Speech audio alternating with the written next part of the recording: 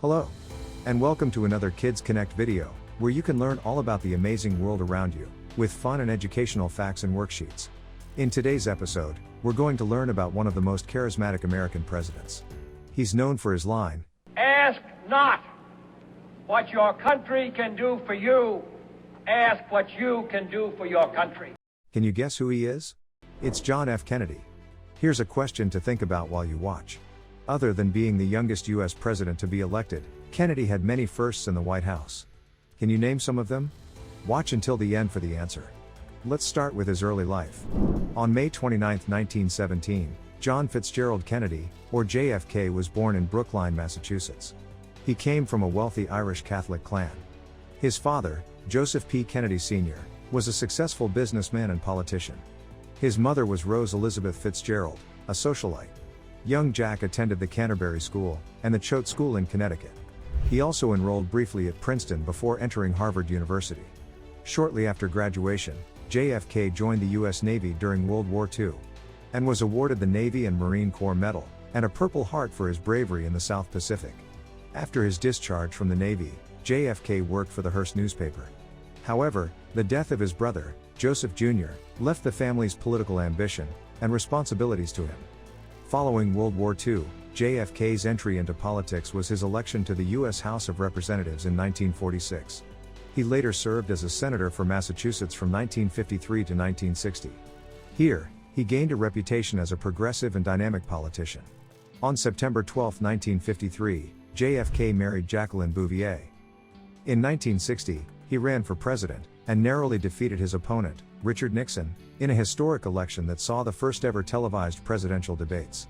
The 43-year-old president faced many challenges, both domestic and foreign. So he launched the New Frontier program to promote economic growth, education, and civil rights. The Area Redevelopment Act provided federal funding for economic development in areas with high levels of unemployment. J.F.K. also established the National Defense Education Act, which provided funds for higher education, specifically the development of science, technology, engineering, and mathematics education. Moreover, the Head Start program, for early childhood education, and social services to children from low-income families was created. On August 28, 1963, he privately supported the March on Washington for Jobs and Freedom, led by civil rights activist Martin Luther King Jr.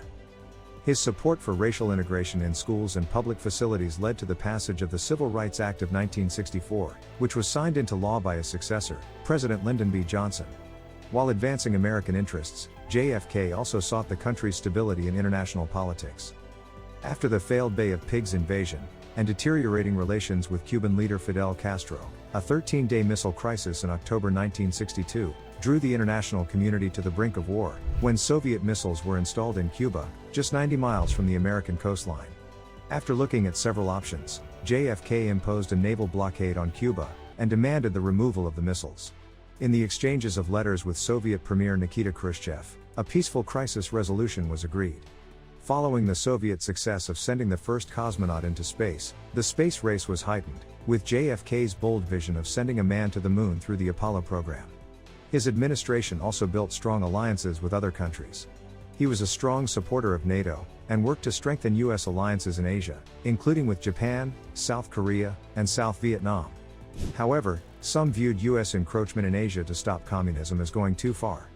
Perhaps one of Kennedy's most remarkable speeches was delivered on June 26, 1963, when he visited the West German side of Berlin. In his speech Ich bin ein Berliner, which means I'm a Berliner, J.F.K. stated that freedom has many difficulties, and democracy is not perfect. But we have never had to put a wall up to keep our people in, to prevent them from leaving us.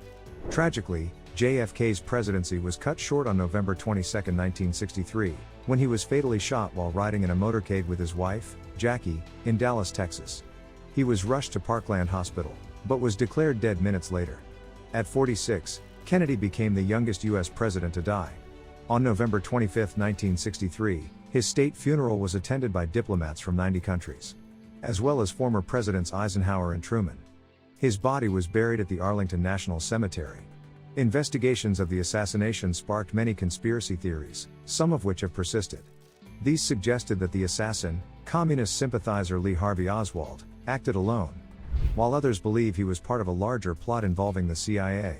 Nevertheless, no definitive evidence has been found to support these theories. Despite his brief time in office, JFK's legacy is enduring, inspiring future generations of charismatic and visionary politicians and public servants. And now for the answer you've been waiting for. JFK had several firsts as a president of the United States. Here are some of the notable firsts. First Catholic president. First president to win a Pulitzer Prize for his book, Profiles in Courage. First president to hold a live televised press conference. First president to appoint an African American judge, Thurgood Marshall, to the federal court. And first to create the Peace Corps. That's it for today. If you enjoyed this lesson, visit KidsKonnect for fun worksheets on many more U.S. presidents and history topics. Don't forget to like this video and subscribe to be the first to know about new content. See you in the next video.